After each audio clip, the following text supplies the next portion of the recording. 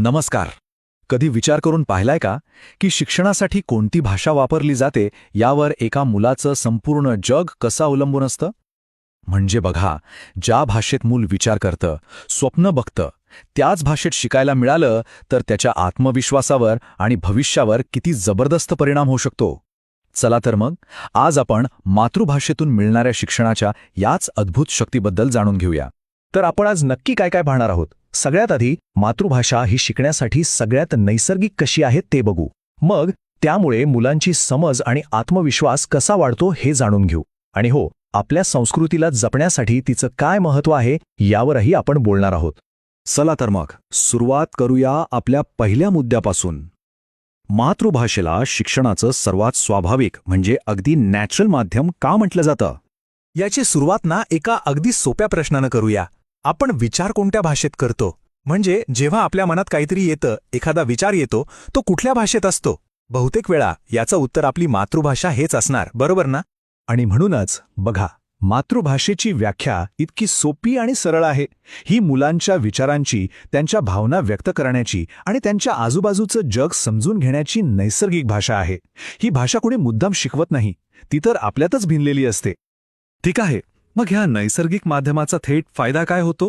तर सगळ्यात पहिला आणि महत्त्वाचा फायदा म्हणजे कोणतीही गोष्ट सहज समजते आणि त्यातून आत्मविश्वास वाढतो. विचार करा, जेव्हा मुलांना त्यांच्या स्वतःच्या भाषेत शिकवलं जातं तेव्हा त्यांना विषय पटकन कळतात आणि फक्त कळत नाहीत तर ते खोलवर समजतात. याचं कारण माहितीये का? अगदी साधं आहे.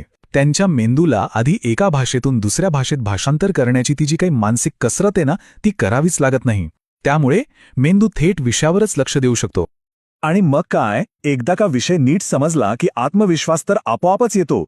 मुलांना स्वतःच्या भाषेत बोलायला किंवा लिहायला अजिबात संकोच वाटत नाही.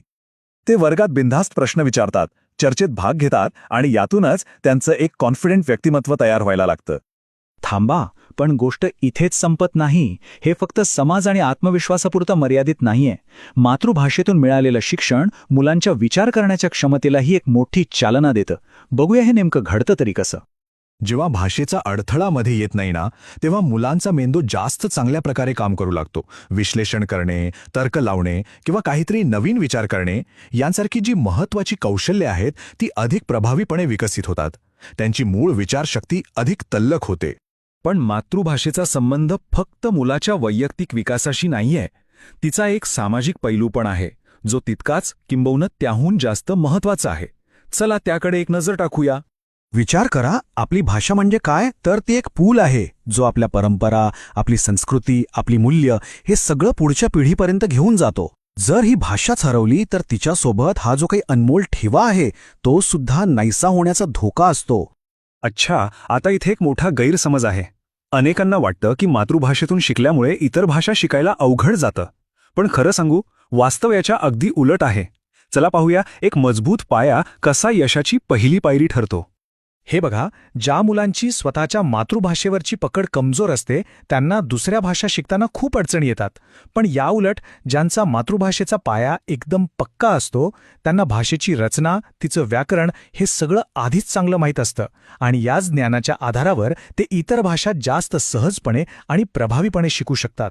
त्यामुळे मातृभाषा हा अडथळा नाही तर इतर भाषा शिकण्याचा एक राजमार्ग आहे. तर मग ह्या सगळ्या चर्चेतून आपण काय शिकलो? एक गोष्ट तर स्पष्ट आहे की मातृभाषेचं महत्त्व फक्त शाळेच्या वर्गापुरतं नाहीये. ते खूप व्यापक आणि दूरगामी आहे. हे एक वाक्य आहे जे या संपूर्ण विषयाचा सार सांगतं. मातृभाषेतून शिक्षण हे केवळ शिकण्याचा माध्यम नसून व्यक्तिमत्व विकासाचे, सांस्कृतिक जतनाचे आणि बौद्धिक प्रगतीचे एक प्रभावी साधन आहे. आणि म्हणूनच शेवटचा आणि सगळ्यात महत्त्वाचा मुद्दा हाच आहे की मुलांच्या शिक्षणाची सुरुवात ही त्यांच्या मातृभाषेतूनच होणं अत्यंत गरजेचं आहे. हा त्यांच्या सर्वांगीण विकासासाठीचा पहिला आणि सर्वात महत्त्वाचा टप्पा आहे. पण जाता जाता एक प्रश्न मागे सोडून जातो. आपल्या शिक्षण व्यवस्थेत मातृभाषेला खरंच तिचं योग्य स्थान मिळतं का? जरा विचार करा यावर.